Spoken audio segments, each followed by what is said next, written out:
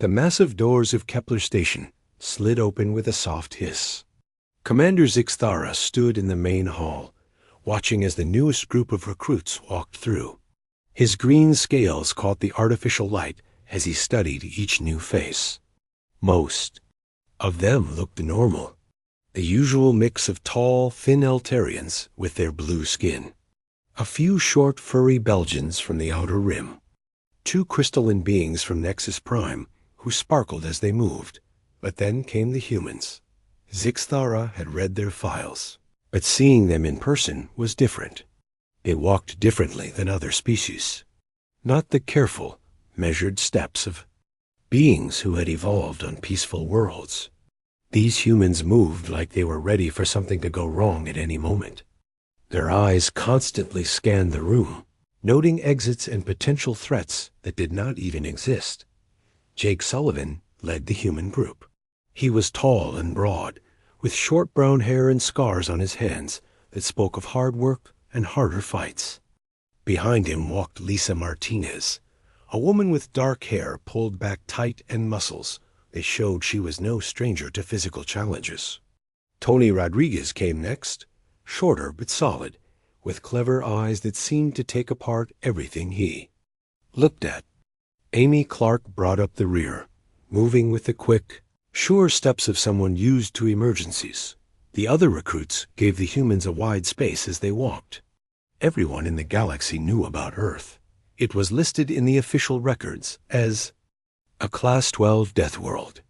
Most species could not even visit it without dying within hours.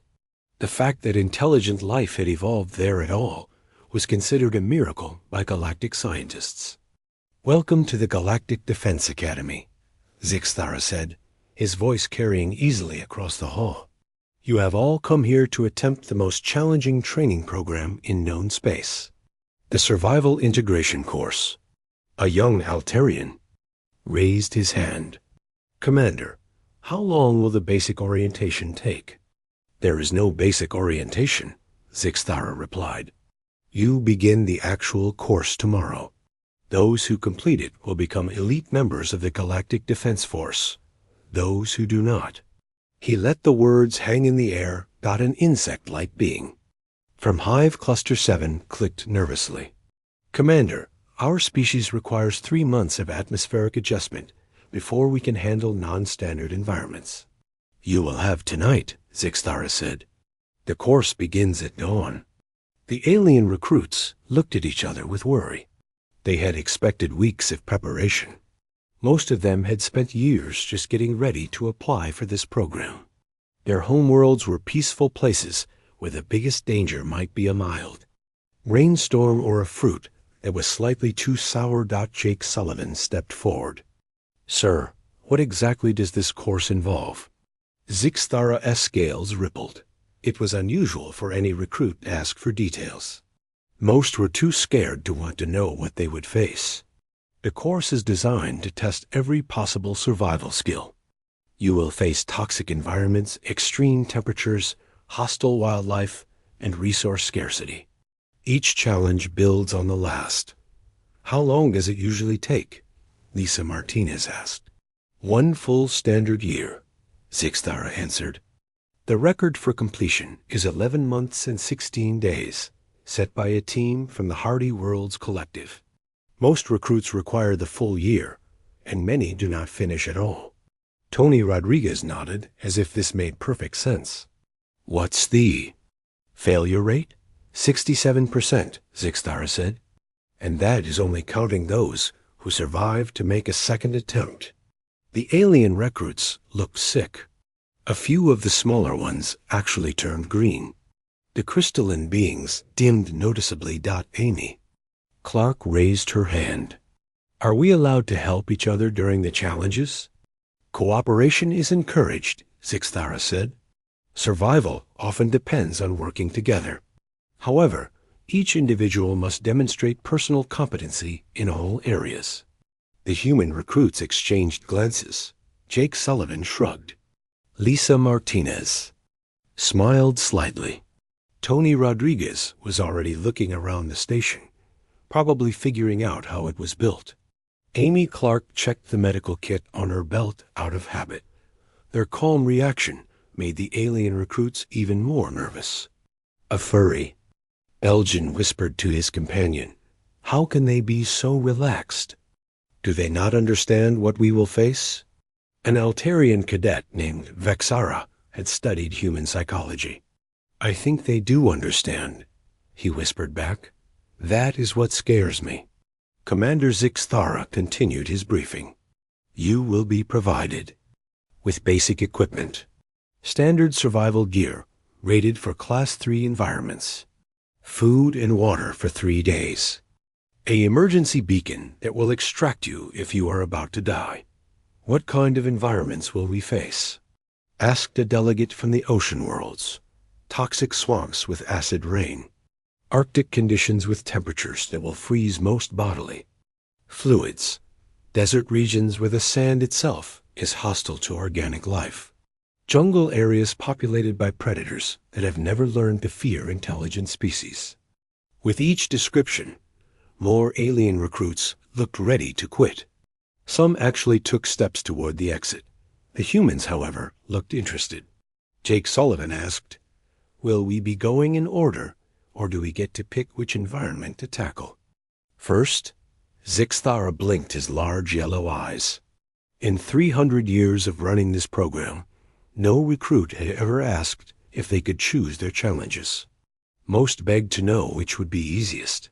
The environments are designed to be experienced. In a specific order, he said slowly. Each builds skills needed for the next. Makes sense, Tony Rodriguez said. Good training program design. A commander's tail twitched. These humans were treating his legendary survival course like it was some kind of school project. Either they had no idea what they were getting into, or ... He dismissed the thought. No species could be that adapted to hostile environments. The course had been designed by the galaxy's best minds, tested on the hardiest known species, and refined over centuries. It was scientifically impossible for any group to treat it casually. Report to your quarters, Zixthara ordered. Rest well. Tomorrow, your real education begins. As the recruits filed out, he noticed the humans were still talking quietly among themselves. Jake Sullivan was drawing something in the air with his finger, probably explaining some kind of tactical approach. Lisa Martinez was checking her gear. With the ease of long practice, Tony Rodriguez was examining the walls and ceiling, learning the station's layout. Amy Clark was reviewing what looked like medical procedures on a small device. Commander, Zixthara had overseen thousands of recruits. He had learned to spot the ones who would break early, the ones who might make it halfway, and the rare few who had a chance of completing the full course. Looking at these humans, he could not figure out which category they belonged in. They were completely unlike any species he had ever encountered. They showed no fear, but also no foolish bravado. They were alert, but not nervous. They treated impossible challenges like ordinary problems to be solved. For the first time in his long career, Commander Zixthara was not sure what would happen when the course began. These Deathworld creatures might surprise everyone. He just was not sure if the surprise would be good or bad. Dawn came early on Kepler Station. The artificial sun slowly brightened over the training grounds, revealing a landscape that had been carefully designed to break spirits before the real challenges even began. Commander Zixthara stood on the observation platform, watching the recruits gather in the staging area below Dot. The alien cadets huddled together in nervous groups. Many had not slept. The Altarians kept checking their atmospheric sensors. The crystalline beings had dimmed so much they were barely visible. A few of the smaller species were openly shaking. The humans stood apart from the others, but not because they were unfriendly. They had tried to talk to the alien recruits during the night, but their casual attitude toward the upcoming trials had only made the others more scared. Now they waited quietly, checking their gear one final time. Attention all recruits. Zixthara's voice boomed across the staging area. Today begins the Survival Integration course. What you are about to face has been designed by the finest military minds in the galaxy. It has been tested and refined over 3 centuries. He gestured to a massive holographic display that materialized above the crowd. Images began to cycle through, showing different hostile environments. Phase 1. The Poison. Swamps of Dollar 7. You will navigate 12 kilometers of toxic marshland while avoiding acid rain and hostile plant life. Average completion time, 6 weeks.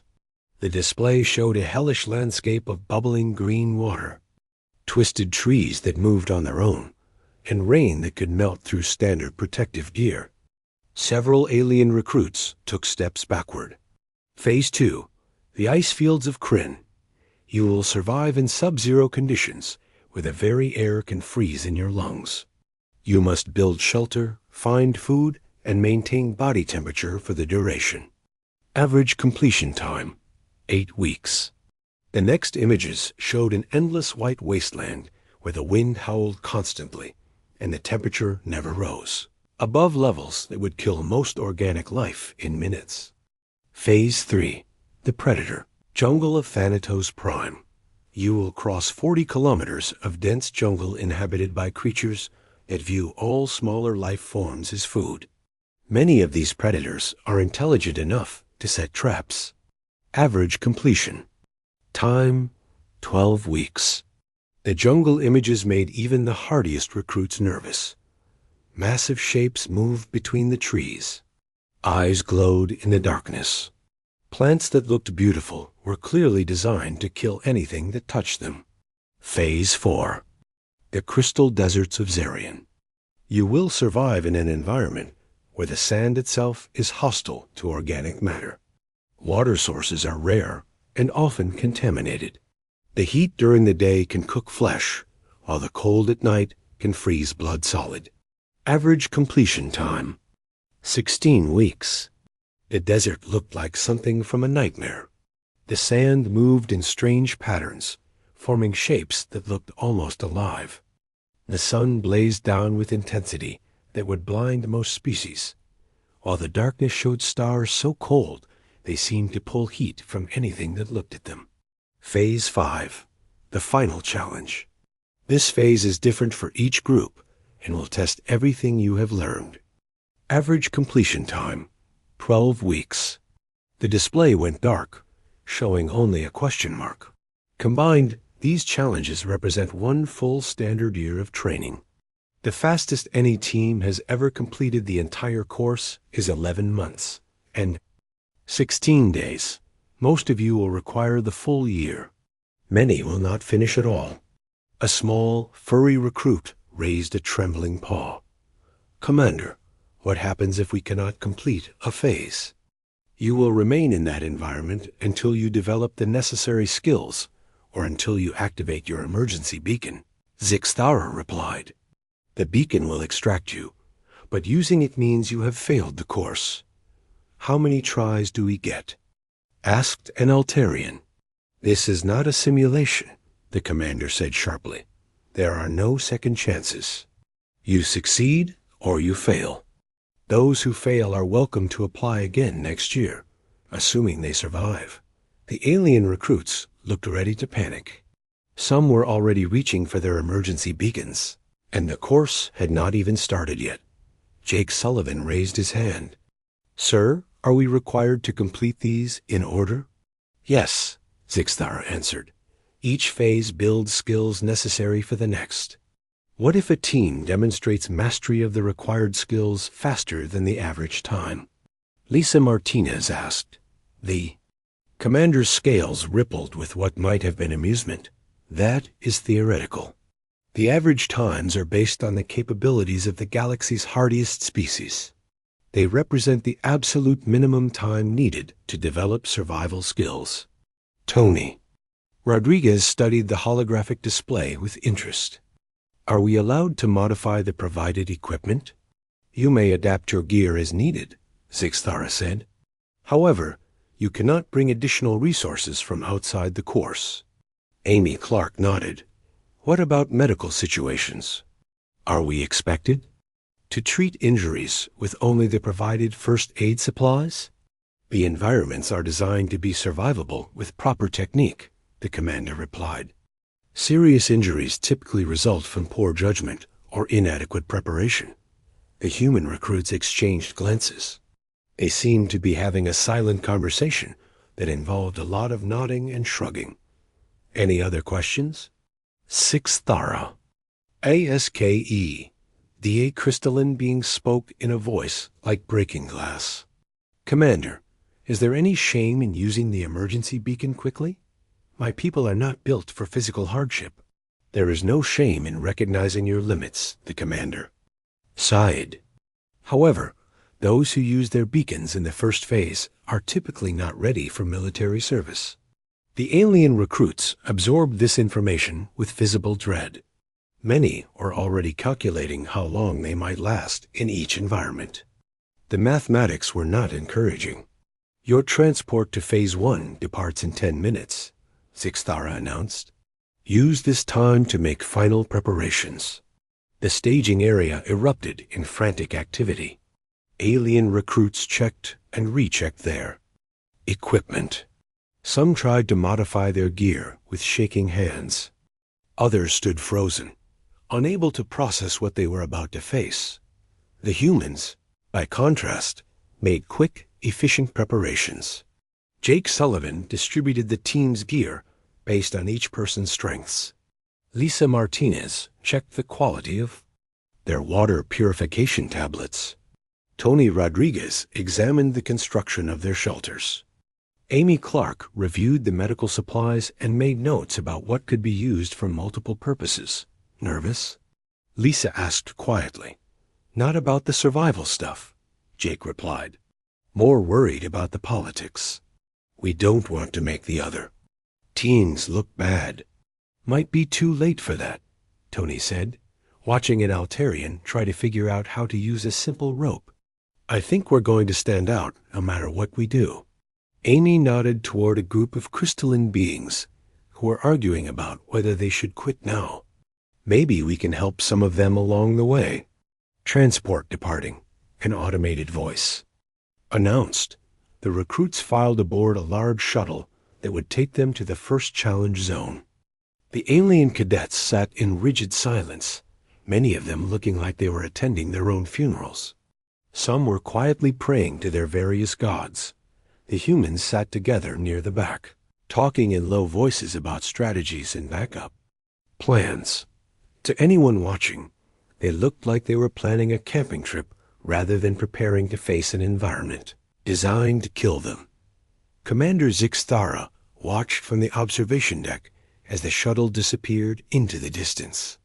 In a few hours, he would know if these strange Deathworld creatures were as resilient as their reputation suggested, or if they were simply too ignorant to understand the danger they faced.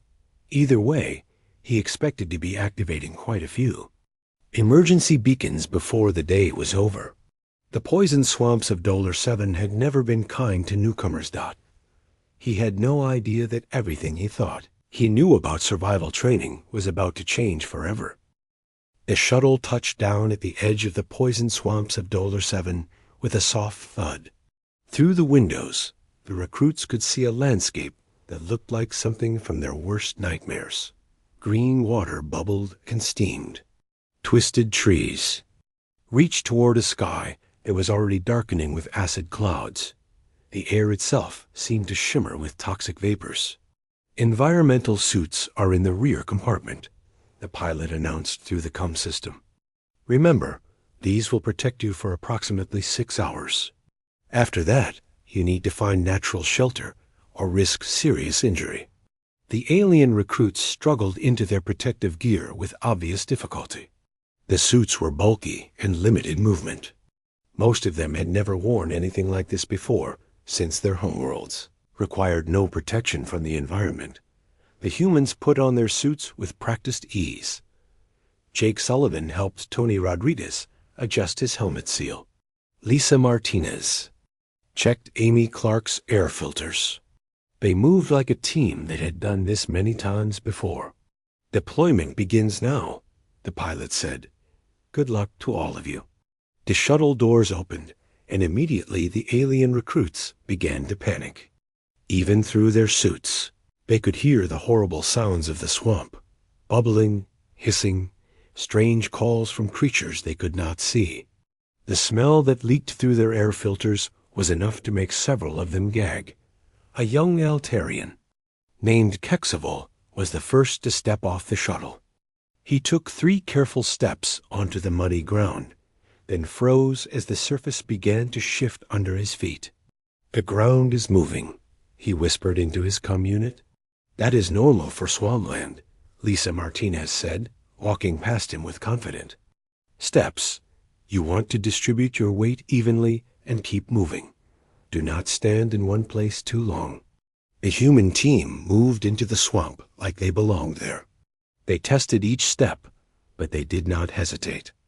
They spread out in a formation that kept them within sight of each other while covering more ground behind them. The alien recruits struggled to follow.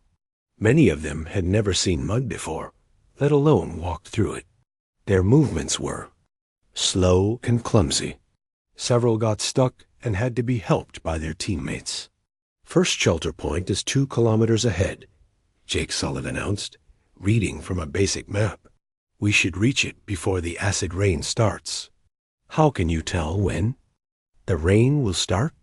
Asked a crystalline being named Sharp-Edge-of-Morning. Amy Clark pointed to the clouds above them. See how the green color is getting darker? And the way the wind is picking up? On Earth, we call those storm signs. You learn to read them or you get caught in the weather. The alien recruits looked up at the sky with new respect. They had never needed to predict weather before. Their homeworlds had controlled climates where storms were announced days in advance.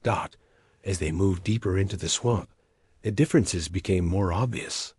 The humans navigated around dangerous areas that the aliens could not even identify as threats. When Tony Rodriguez stopped suddenly and pointed to what looked like solid ground, the others learned it was actually a sinkhole covered with a thin layer of plant matter. How did you know that was dangerous? Asked an insect-like recruit from Hive Cluster 7. The plant growth pattern, Tony explained. See how the vegetation forms a perfect circle? That usually means there is a depression underneath.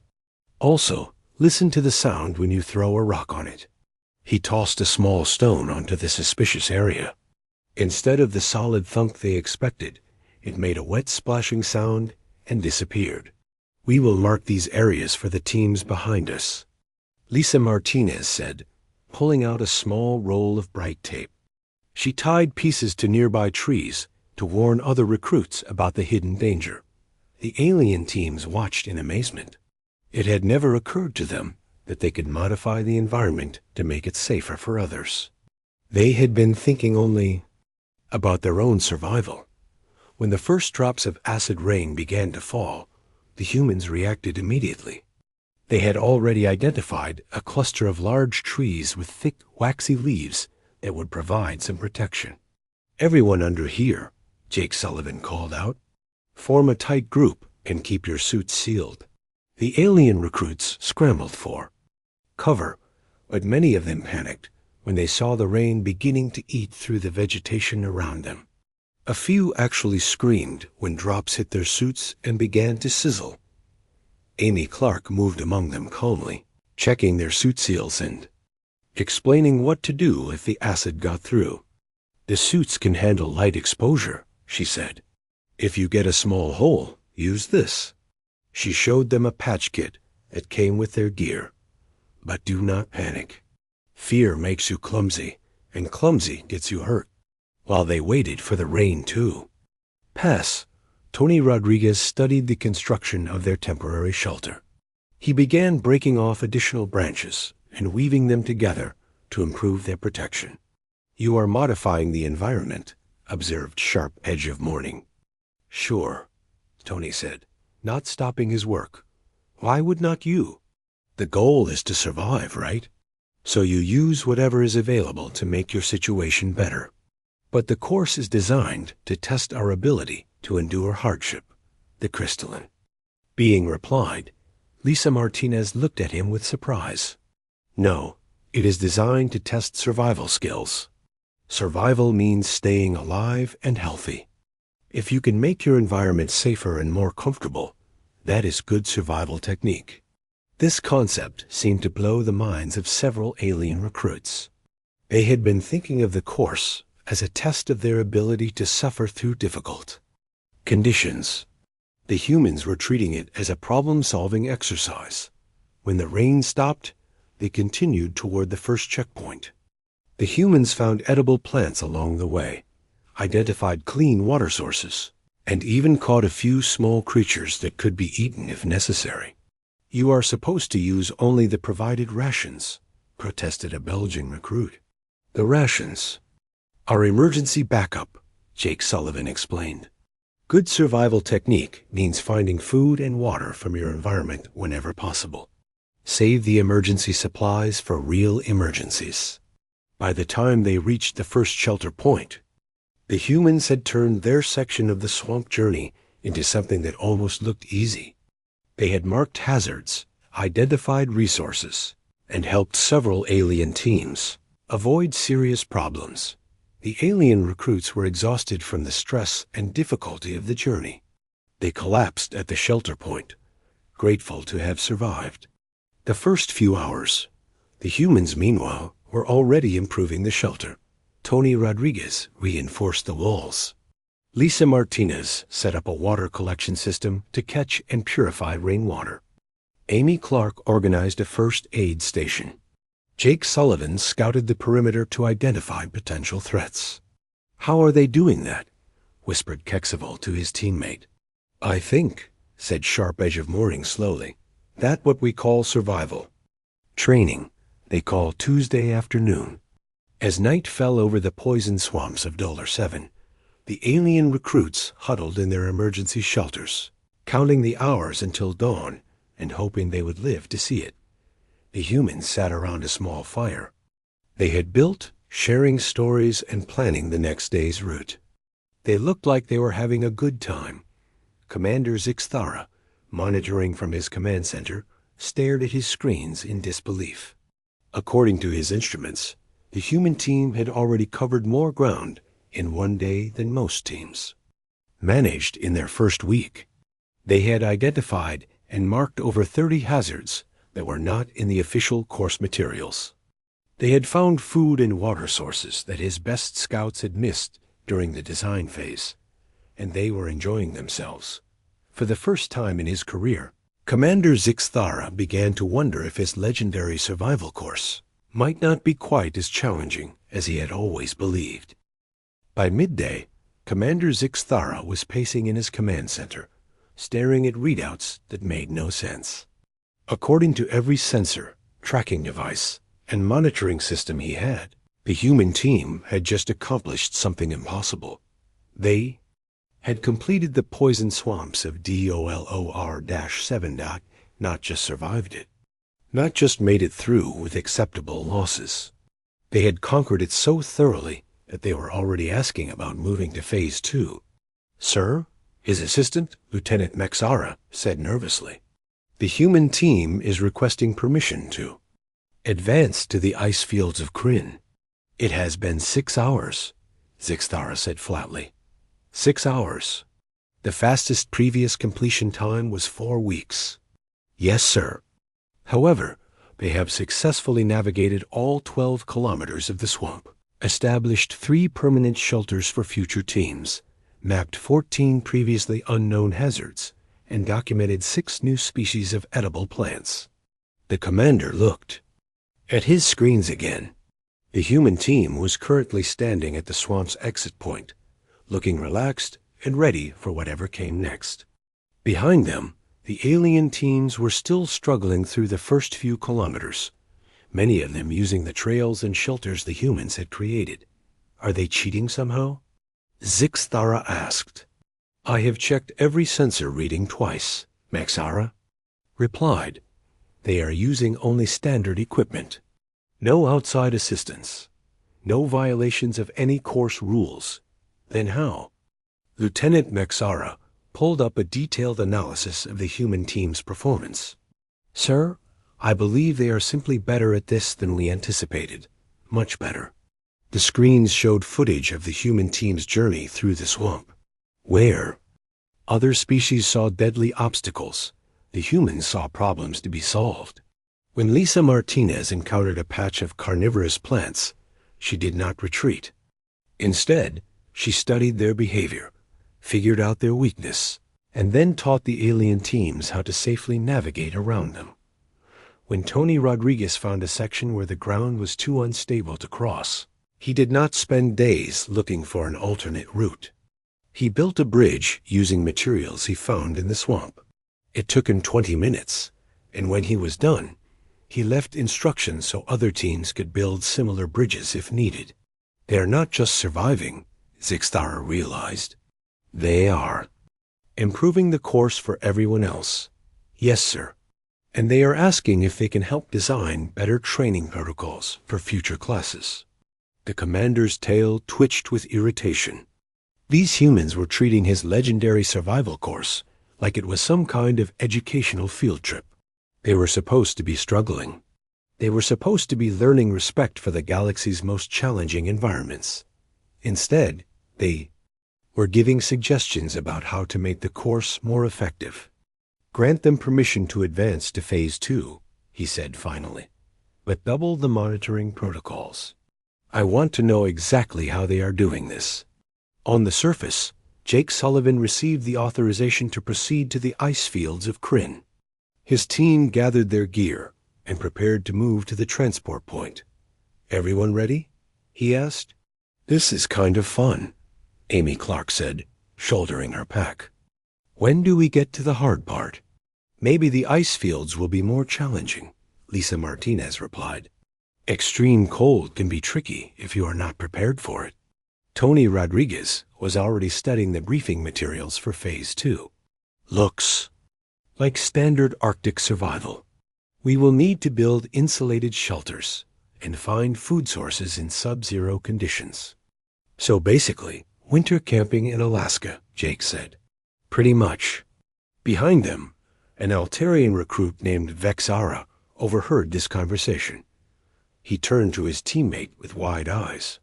They think Arctic survival is winter camping. What is winter?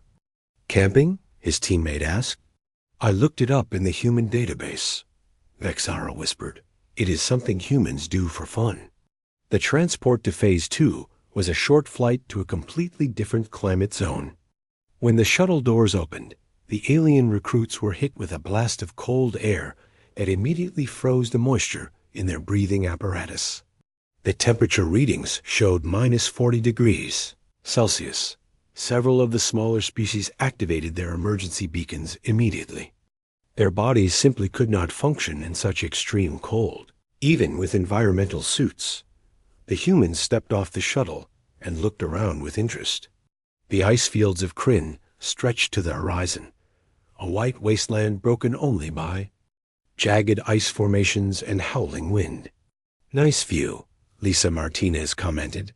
Good skiing weather, Tony Rodriguez added. Amy Clark was already checking the alien recruits who were struggling with the cold. You need to move around more, she told. A shivering Belgian. Generate body heat through activity. And check your suit heaters. Yours is not working at full capacity. Jake Sullivan was studying the terrain, planning their route across the ice fields. We should be able to cross this in about 4 hours if we maintain good pace and avoid the crevasse fields. 4 hours? Asked a crystalline being.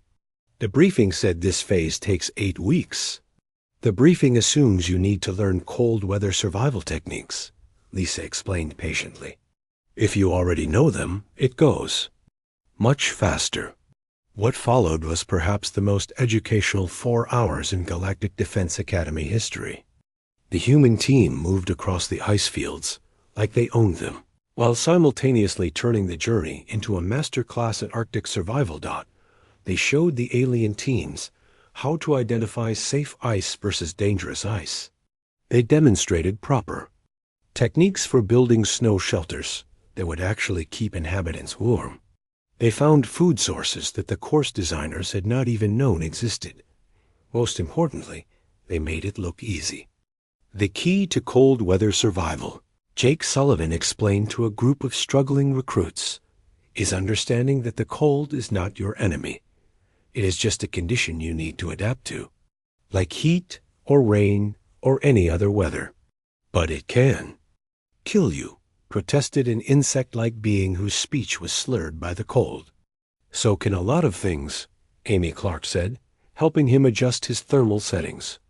Cars can kill you, but you still use them. You just learn to use them safely. By the time the human team reached the Phase 2 completion point, they had been in the ice fields for exactly 3 hours and 47 minutes. They had also escorted 6 alien teams to safety, established 2 emergency shelters, and created a detailed guide for cold weather survival that would become standard reading. For future courses, Commander Zixthara was now openly staring at his instruments. Lieutenant, run a full diagnostic on all monitoring equipment. Sir, I have run diagnostics 4 times. Everything is working perfectly. Then these humans have just completed 2 phases of our year-long survival course in less than 10 hours. Yes, sir. And they are asking for permission to proceed to Phase 3. Yes, sir.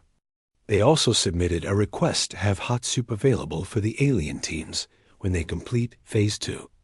They are concerned about hypothermia risks. The commander sat down heavily in his chair. In his 300 years of running the survival integration course, he had never seen anything like this. The humans were not just surviving the challenges, they were mastering them so completely that they had time to worry about the welfare of other students. Grant permission for Phase 3, he said quietly, and prepare the predator jungle of Thanatos Prime. Sir, should we increase the difficulty level? Zixthara looked at the screen, showing the human team preparing for their next challenge. They were relaxed, confident, and already helping alien teams who were still struggling with basic Arctic survival. Lieutenant, he said slowly, I do not think we have anything difficult enough to challenge these creatures. But we are going to find out. On the surface, Jake Sullivan gathered his team for a quick briefing before entering Phase 3. Jungle environment with hostile wildlife, he said, reading from their instructions.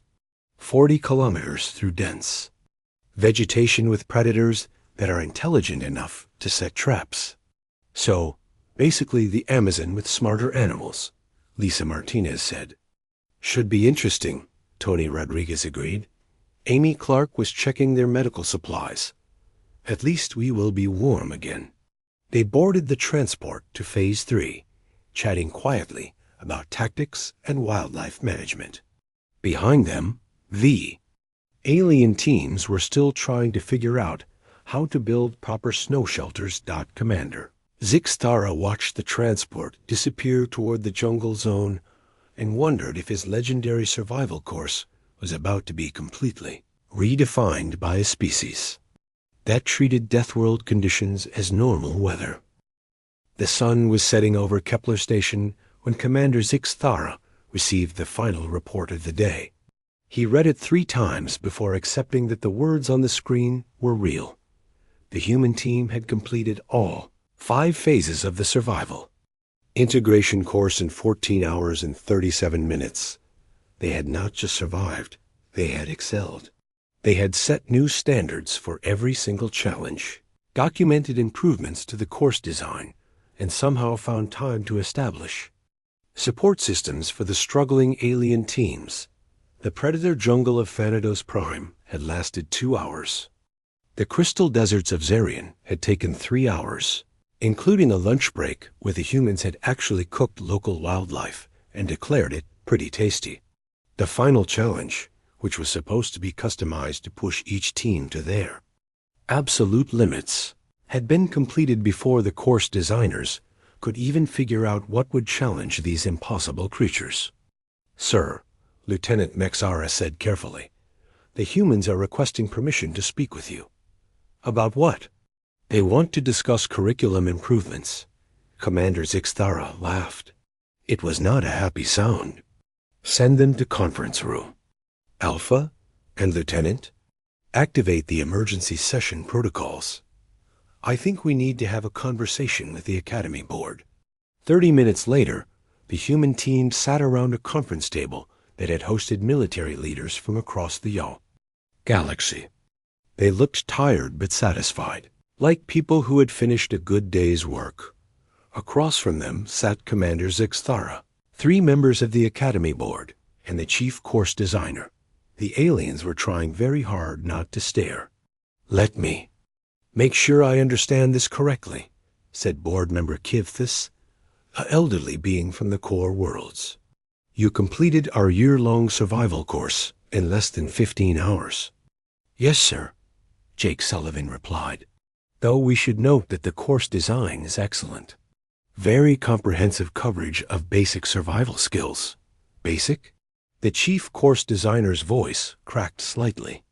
Well, fundamental, Lisa Martinez clarified. The kind of things you need to know if you are going to spend time in challenging environments. Challenging? Commander Zixthara's scales had turned a deep red color. Those environments are classified as unsurvivable by most galactic species. Tony. Rodriguez looked confused.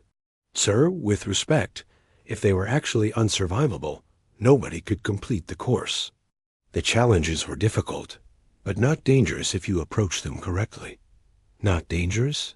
Board member Silketh leaned forward. The predator jungle of Thanatos Prime contains creatures that have killed trained military personnel.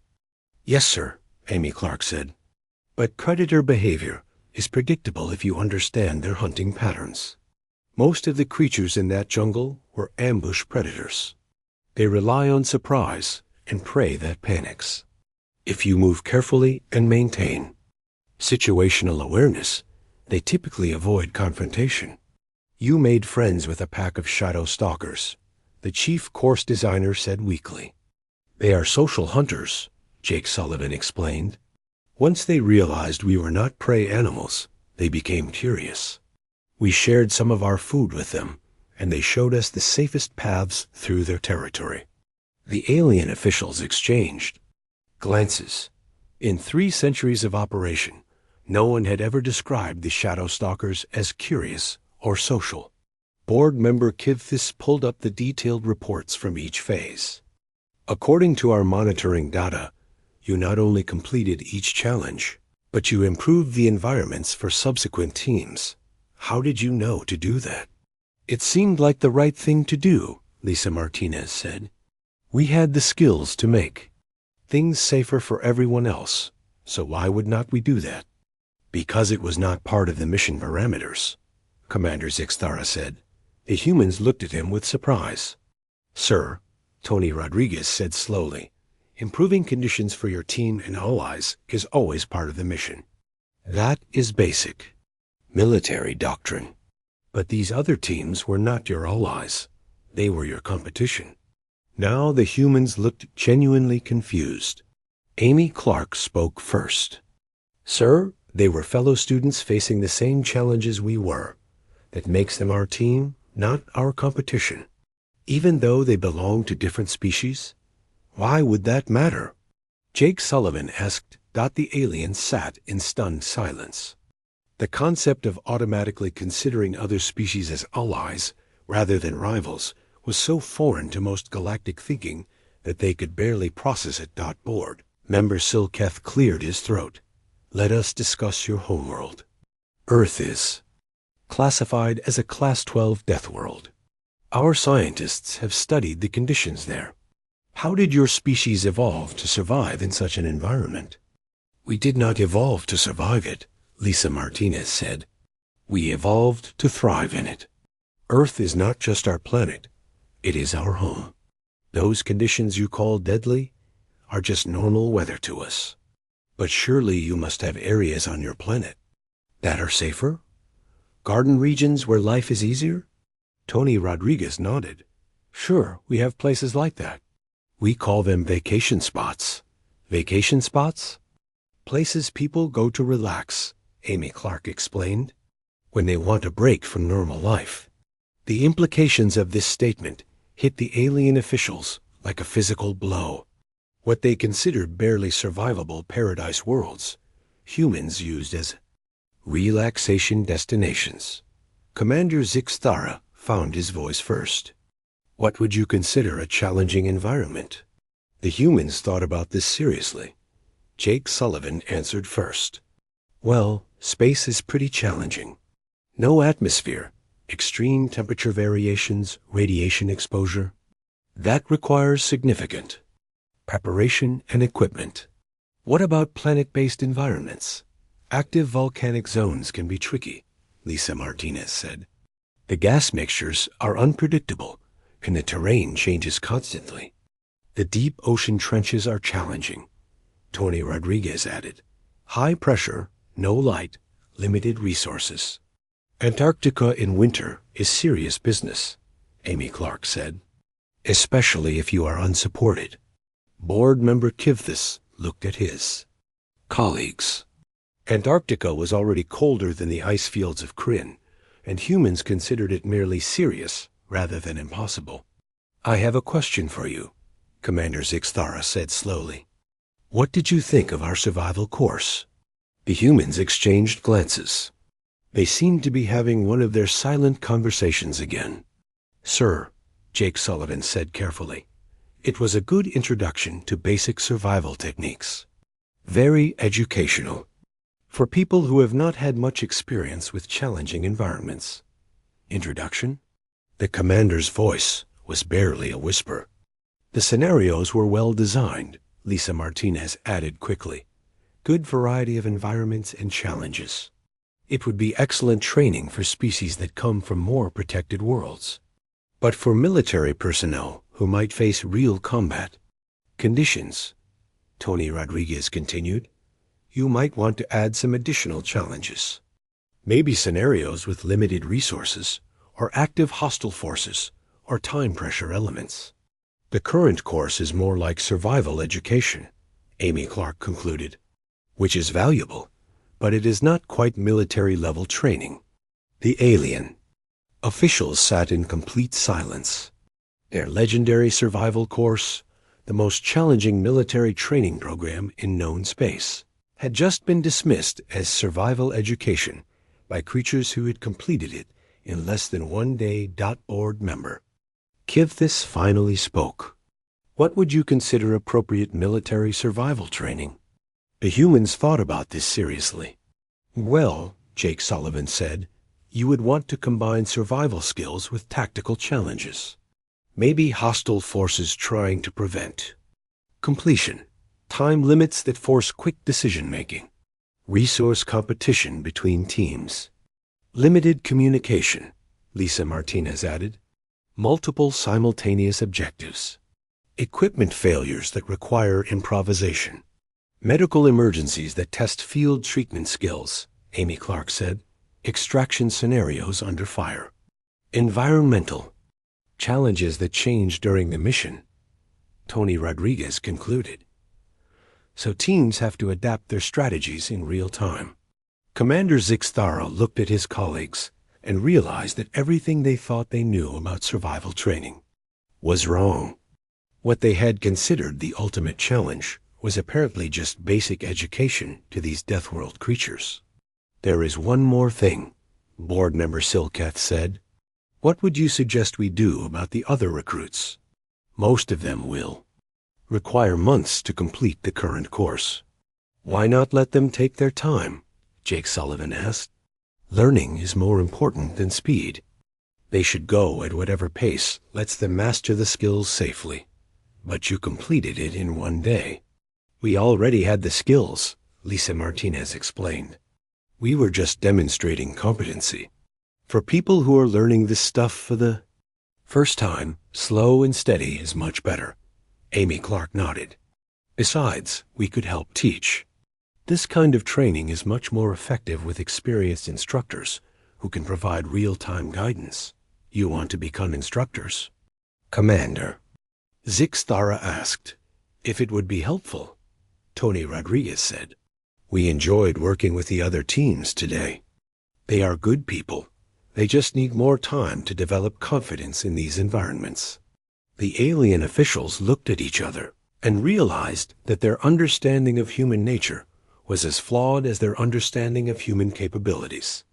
These creatures were not just incredibly skilled, they were genuinely interested in helping others succeed. "I think," board member Kivthis said slowly, "that